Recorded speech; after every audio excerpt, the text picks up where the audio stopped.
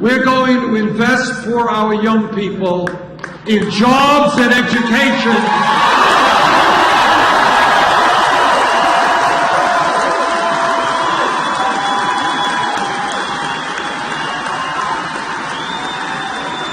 In jobs and education, not jails and incarceration.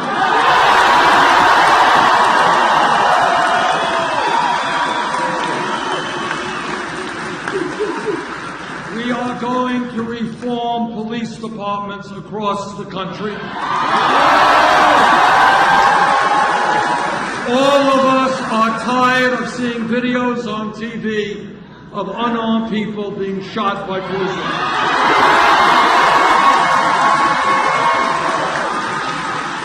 I was a mayor for 8 years. I worked with police officers all over this country, all over my state. The vast majority are honest and hardworking people doing a very difficult job.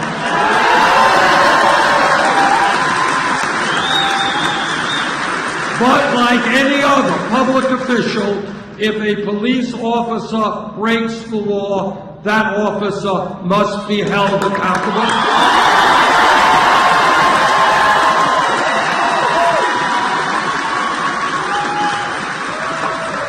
We have got to demilitarize local police departments. We have got to make police departments reflect the diversity of the communities they serve. We have got to rethink the so-called war on drugs.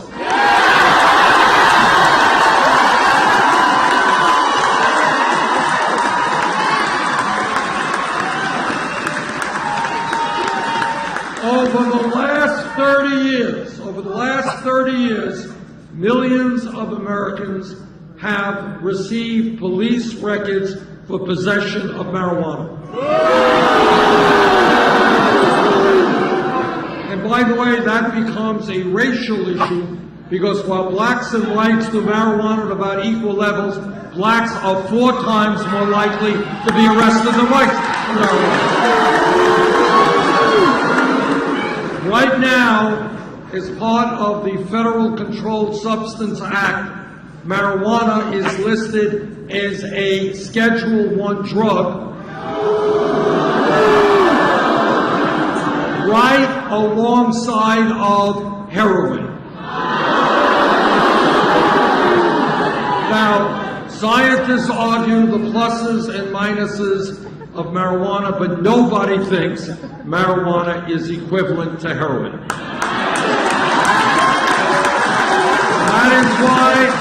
That is why I have introduced legislation to take marijuana out of the federal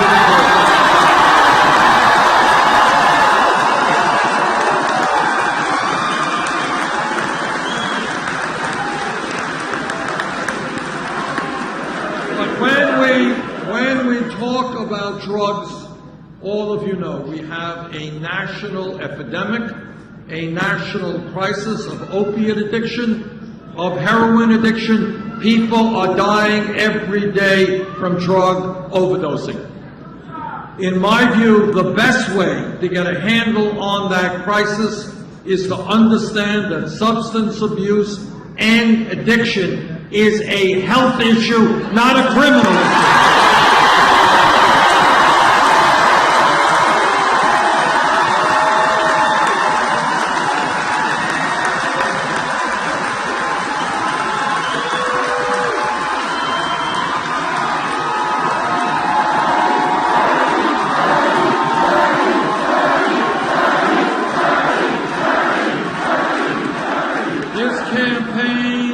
Listening to disabled veterans and senior citizens.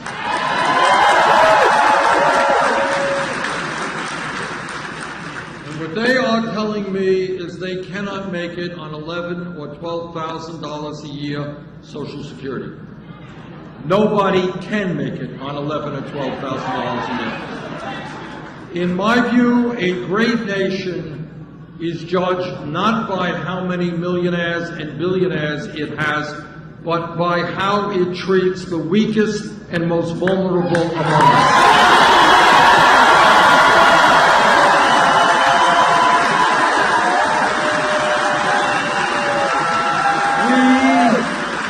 We cannot turn our backs on seniors and disabled vets who are 75, 80, 90 years of age, who cannot afford their medicine, cannot keep their homes warm. Now, amazingly enough, we have Republicans all over Congress. They want to cut Social Security. Well, I've got some bad news for them. We're not going to cut Social Security. We're going to expand Social Security.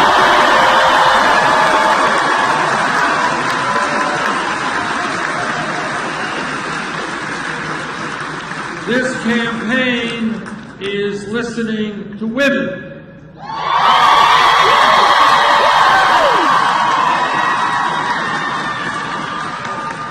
Women are telling me they are tired of going to work and receiving 79 cents on the dollar for passing out.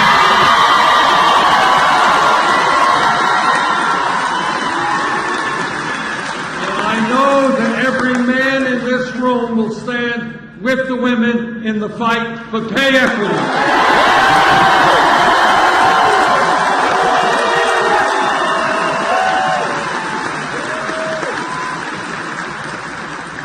This campaign is listening to young people.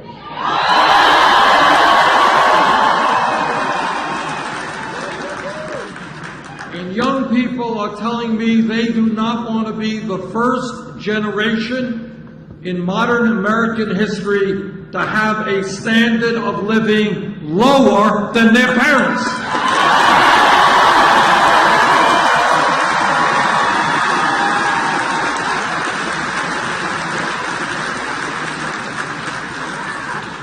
And they are also telling me that throughout their lives, they have been told by their parents, by their teachers, by the whole society, that education is a positive thing. Go out and get all the education you can.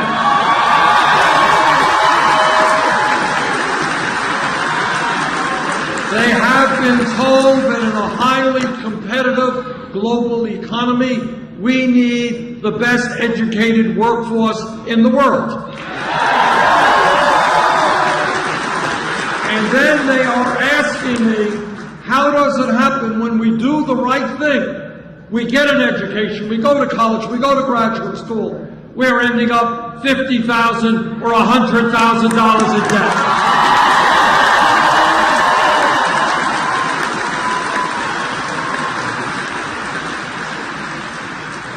I have talked to people who've gone to nursing school, heard about them, $100,000 in debt, medical school, $300,000 in debt, dental school, $400,000 in debt. Talked to a guy in Nevada some months ago. He has been paying off his student debt for 25 years. He's more in debt. He is more in debt today than he was when he took out the debt. Today, when we look at public education, we have got to understand that the world is different today than it was 50 years ago.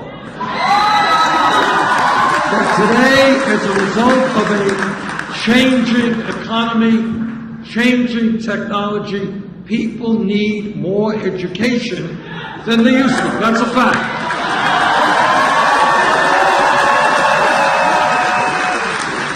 In many respects, a college degree today is the equivalent of what a high school degree was 50 years ago. And that is why I believe that when we talk about public education today, it is not good enough to simply talk about first grade through 12th grade. We've got to make public colleges and universities tuition free.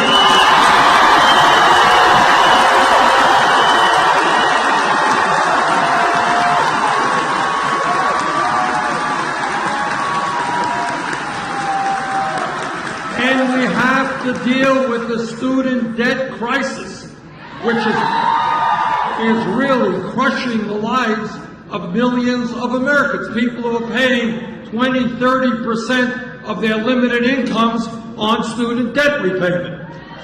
And that is why I believe we got to change the system and allow people with student debt to refinance their loans at the lowest interest rates they can find.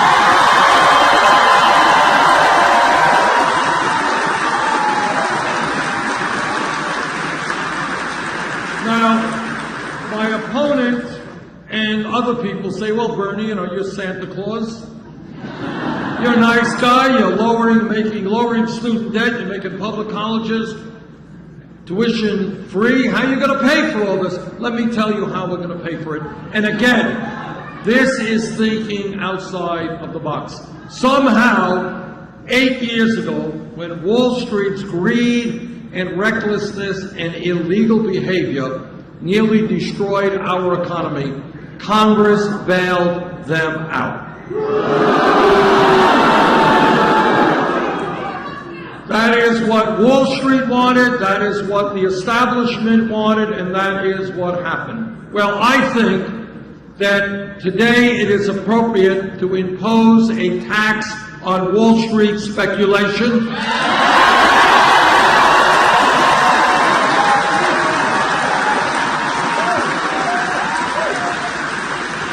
Which will raise more than enough money to lower student debt and make public colleges and universities tuition-free.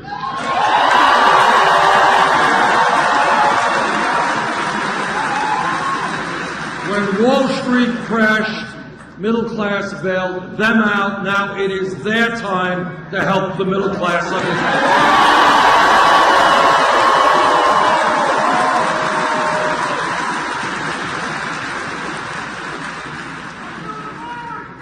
All over the country, we have Republicans running around talking about family values. They just love families. But I want all of you to know exactly what they mean by that. What they mean is that no woman here tonight, no woman in this state, no woman in this country should have the right to control her own body. I disagree.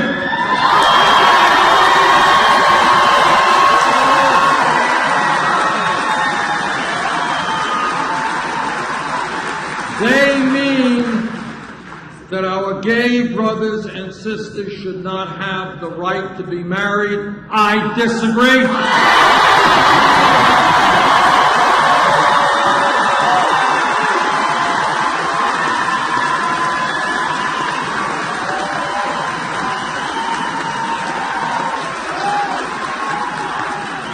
This campaign is listening to people who are often ignored.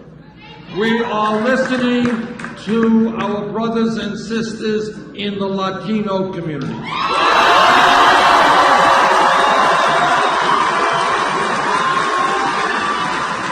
are 11 million undocumented people in this country. Many of them are living in fear. Many of them are being exploited, and they're living in the shadows. They want, and I want, comprehensive immigration reform.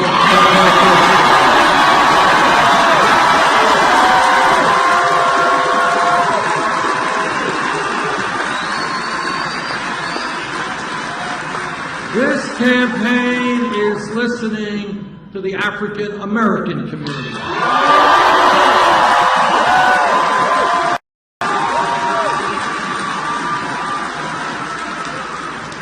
They want to know is how come there is always funding available to fight in wars like the war in Iraq that we never should have gotten into in the first place.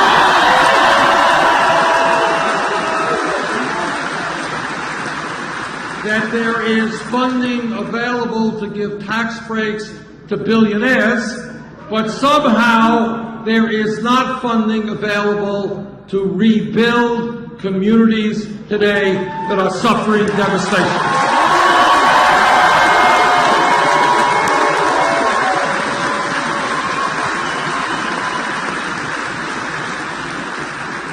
It may sound like a radical idea, but before we rebuild Iraq, we may want to rebuild Milwaukee and Flint, Michigan.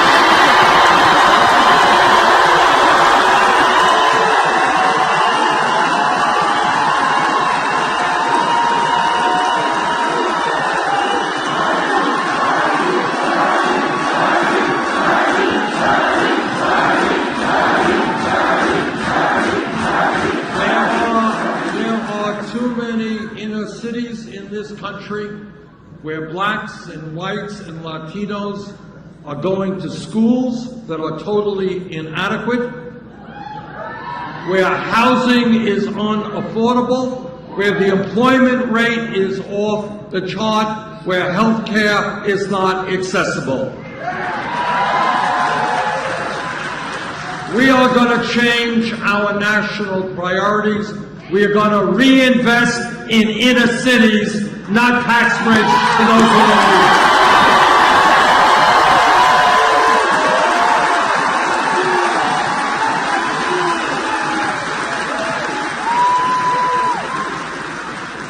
it. This campaign is listening to the Native American community.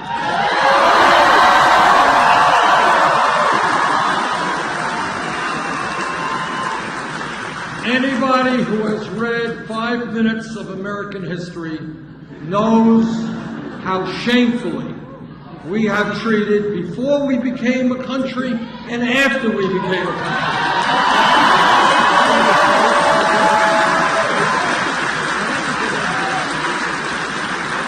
We owe the Native American community more than we can ever repay.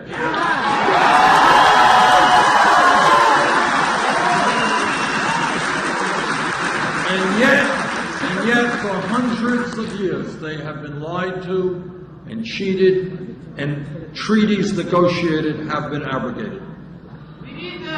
We owe the Native American people so much in terms of our culture and how we relate to our environment.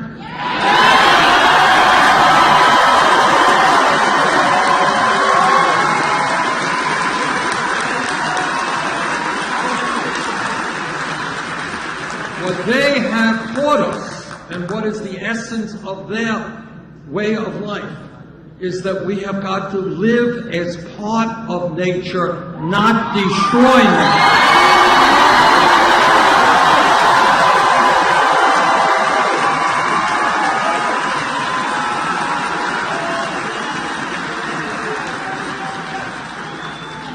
When we talk about the environment, I can tell you that as a member of the Senate Environmental Committee, climate change is real.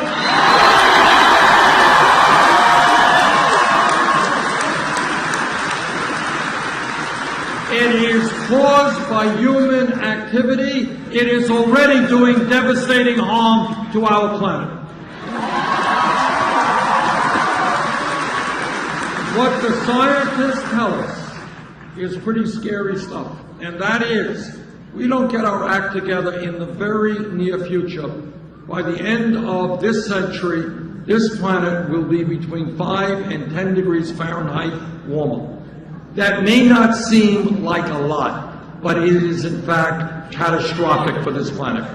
And what that will mean is more drought, more floods, more extreme weather disturbances, more rising sea levels, more acidification of the ocean, more international conflict as people fight for limited natural resources. We have a moral obligation to leave this planet in a way that is healthy and habitable to our kids and future generations.